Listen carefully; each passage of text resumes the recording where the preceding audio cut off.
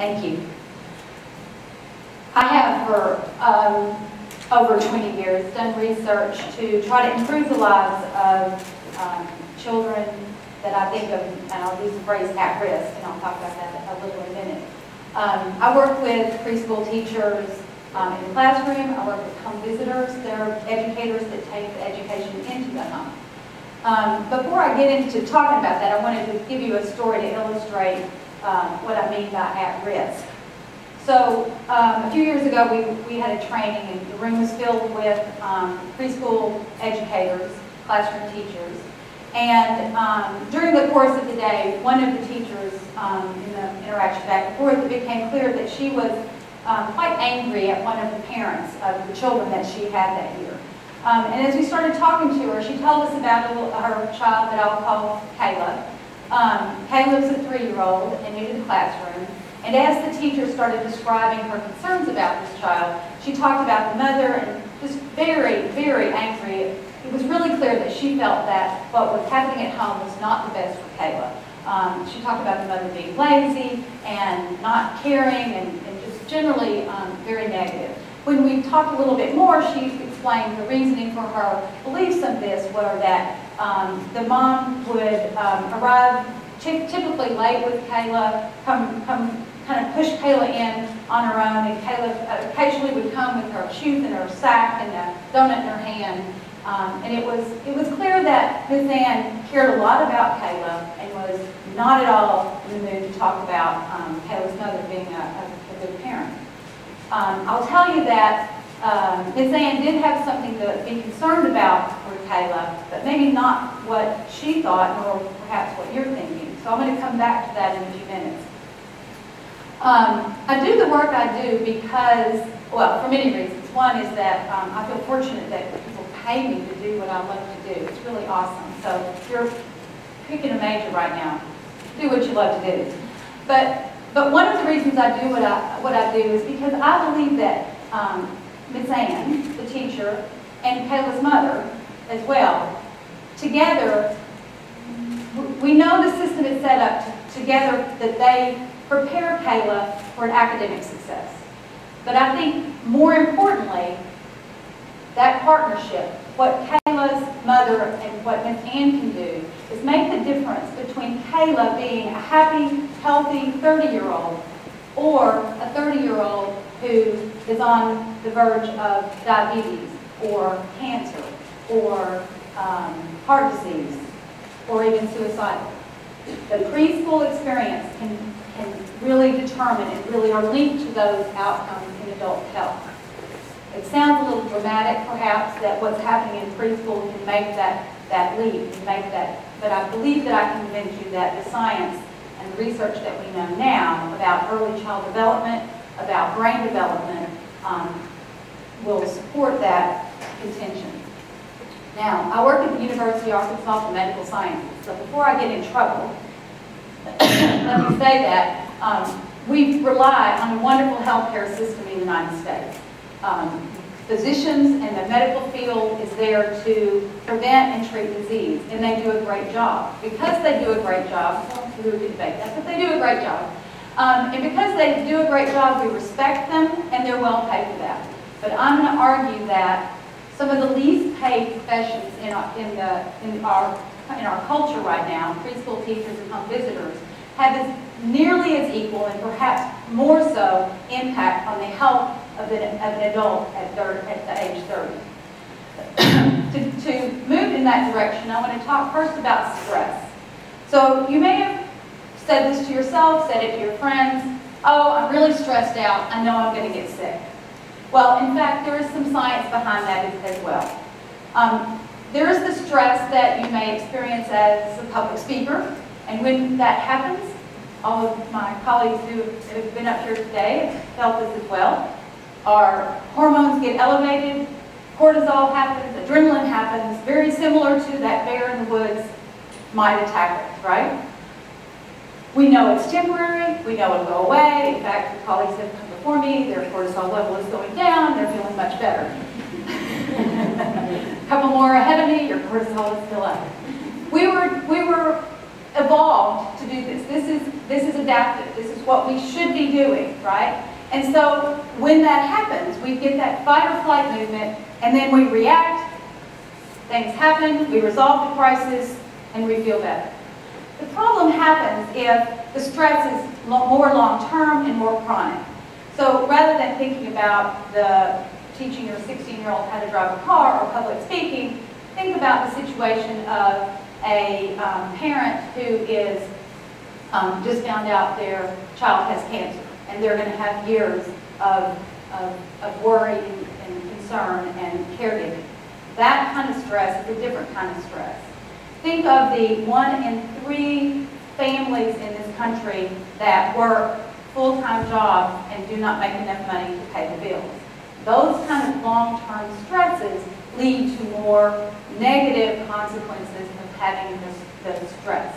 That kind of stress, cortisol levels go up, they barely come down before they're up again, they stay up continuously. What we now know is this cortisol, part of this process, this hormone increase, cortisol is related to your immune system. So it disrupts the brain's ability to react appropriately to the inflammatory system. So high cortisol for long periods of time is bad. So it's not adaptive. But I'm here to talk about children. So what's up? Well, it may surprise you to know that while 1-year-olds are not worried about how to get enough food to feed the family, or they're not worried about losing their job, they do experience stress. So before I freak out any parents in here, let me just say that when your child doesn't get picked up because you were too tired in the middle of the night to go pick them up and calm them from a fit, and you decide to let them cry for a few minutes, that's more like the public speaking. That is adaptive. So very young children react to the way, when the world doesn't act like it should, very young children experience stress. Many times that stress is adaptive. So the baby I'm talking about in the crib, who the parent lets cry for a little bit, that child is learning to regulate their system. They're learning to adapt to their world and control their own emotions. And then when a parent does come and calms them and soothes them, their cortisol level goes down and they're happy campers. So that's a good thing. But children, just like adults, can experience this extreme level of stress that I was talking about earlier. So when children experience these high levels of stress, so let me give you some examples. Picture the 1-year-old in the room when parents are having an argument. It's frightening, it's scary. Their cortisol level is up. Children are experiencing this stress. And when it happens for children, it's much worse. One of the reasons it's worse is because before the age of 1, children's brains are developing. In fact, they're developing quite rapidly. What we now know about brain development during this early period of life is that it happens very quickly, it's very organized and sequential, and that it builds on each other.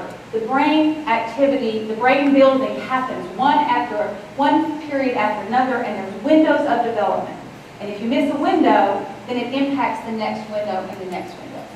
The problem is that cortisol, high levels of cortisol related to the immune system, is also part of this brain development. So if you have a child who's experiencing this high level of stress, and I failed to mention it, the shorthand for that among folks in my field is toxic stress. So when they experience this high level of toxic stress, it disrupts the cortisol levels, it increases them, that disrupts the immune system development, that disrupts brain development. So when, as adults, we experience high level of stress, we might get sick and we'll get over it. When children, infants in particular, experience this toxic stress, it disrupts brain development and has lifelong consequences.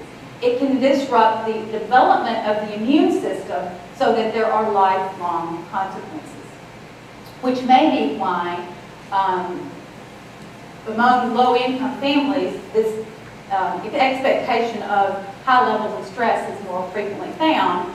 It may be why that low-income children tend to get sick more often than their more affluent peers. And when they are sick, they are sicker, which translates into things like longer hospital stays, for example. The Adverse Childhood Experiences Study was one of the landmark studies that really brought some of this to our attention. So there's kind of two parts of the research that have come together to help us understand what is happening to children in this toxic stress period. There's the before age 1 period when the brain is developing very rapidly and other systems are developing rapidly. And then that then flows into this period that is all the way up until age 18. So this study was one of the first that was clearly linked these early experiences with adult health at age 30. Things like cancer, heart disease, and so forth. Because this early period disrupts that immune system so severely that it had adult consequences. In Arkansas, for example, my work estimates that among low-income children in Arkansas, about 40% have experienced at least 2 of these adverse experiences, which puts them in a higher risk category. So, in summary, where are we now? What we know is that this early childhood is important. This early childhood period is important, and it translates into a period of time where we need to be very vigilant about protecting children from these adverse experiences. But then why don't we? Because the good news is early childhood in particular is controlled by adults. As adults, we can make all kinds of foolish decisions about overstressing ourselves, but very young children's worlds are controlled by adults. So why don't we? Well, I think there's several reasons. First is that I believe a lot of adults do not realize that it matters. So the 1-year-old who's in the room during a family argument, nobody believes that it has an impact. They don't believe the child sees it or hears it and just moves on. I think the second reason is that we have a culture that says you overcome adversity, you become stronger. Maybe that's true with adults. We didn't have that conversation. But for children, it's clearly not true. More of adversity has lifelong health consequences for children. It is not something to battle through and get over. But I think the biggest reason, from my point of view, the biggest reason that we don't do something about it is because the children most at risk are in families where the parents themselves are struggling. In the United States, low-income families work 40 to 50 hours a week at 2 to 3 jobs and don't make enough money to pay the bills. They're exhausted, they're out of resources, and they've got nowhere to turn. Which is where I believe the partnership with preschool educators can make the difference. Let me get back to the story I was telling you earlier. So with Miss Ann and Kayla. In our session, after Miss Ann made it clear how she felt about it, we asked Miss Ann what had happened when she talked to Kayla's mother about her concerns. And she admitted that, in fact, she had not talked to her mother because she didn't know where to start, she didn't know what to say, she didn't know what to do if her mother shared with her any personal information. So we taught Miss Ann how to start the conversation and what to say and how to react when she heard all kinds of variety of answers, so she'd be prepared. We checked in with Miss Ann later, and what we found was a story that we had not expected. What we found was that when that conversation happened, Kayla's mother shared with her that Kayla's father had recently been deployed. She was worried about him. She hadn't been sleeping. She had a night job. It was a night shift job that worked great, and it was a good job. It paid well. It worked great when her husband was there, but now he wasn't. She was adjusting to all of these things at once. Kayla had a younger sister who was 3 months old. So what was happening every day in this family was that Kayla's mother was getting off her night shift job, going across town to her elderly aunt's house, who was willing to let the children sleep there at night, pick them up, take them back home, get them something to eat, a change of clothes, away, say hello to them for a few minutes, get them to school so she could get back home, to school at 2 different 2 different schools, get them back home so she could try to get some sleep, get some food on the table, pick them back up at 2:30 at 2 different schools, because the preschool's let out early, they're done at 2:30. Pick both kids up, get back home, try to get dinner together, get the kids down to sleep, get a moment to herself, bundle them in the car, and drive them back across town. So yes, Kayla is at risk. Kayla's mother is at risk, but not because she's an uncaring or loving mother, but because she's at her wit's end. So, luckily, we had prepared Miss Ann, so she was ready with a plan. She knew transportation options so that Kayla's mother wouldn't have to take the children to both. She could actually have one of the schools would pick up. The state of Arkansas has vouchers for low-income families to help pay for some of the preschools so she could alleviate some of the financial stress. And most importantly, she became a partner and a supporter of this mother rather than somebody else who was looking down at her and telling her she wasn't a good mother. That partnership is the kind of partnership that can make the difference between parents who love their children and have nowhere to turn, and parents who end up with nowhere to turn, who stay depressed and are not there and end up neglecting their children and end up developing a toxic stress situation for their children.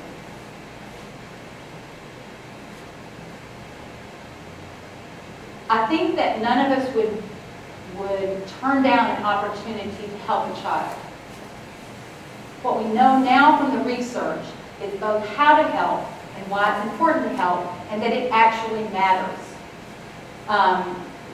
Children that experience high levels of this toxic stress are 4 to 12 times more likely to develop by the age of 30 heart disease, cancer, suicidal behavior, other mental health problems.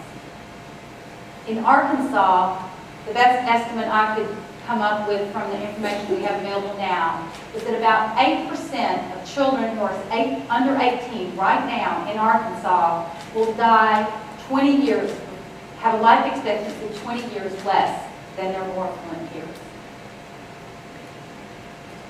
I think now we have an idea how to help these children, and that is to help the adults around them so that they can help protect them and see the world from their view. Thank you.